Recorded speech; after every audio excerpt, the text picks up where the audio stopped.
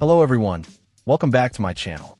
Today we're looking at the PK Power AC-DC adapter specifically designed for the Signstek PAT-630 wireless audio-video AV-SD TV sender transmitter and receiver. This adapter serves as a replacement or alternative power supply cord for that particular Signstek system. According to the information provided, this PK Power product is built to meet and even exceed the original equipment manufacturer specifications, ensuring it should work seamlessly with the PAT-630. It's also certified with important safety standards like CE, FCC, and RoHS, which indicates it meets certain quality and environmental requirements. A key feature highlighted is its robust protection system.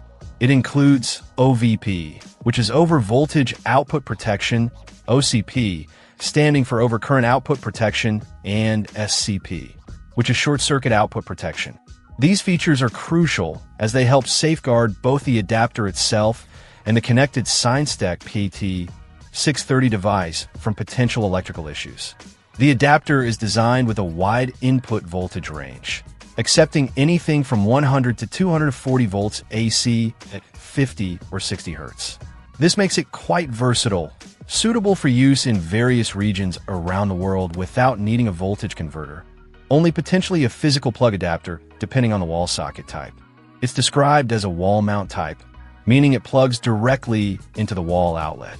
The brand behind this adapter is Power. The manufacturer also mentions that they have tested this adapter to ensure it performs as expected. For anyone needing a reliable power source for their Signstek PAT-630, this PK Power adapter presents itself as a certified and protected option.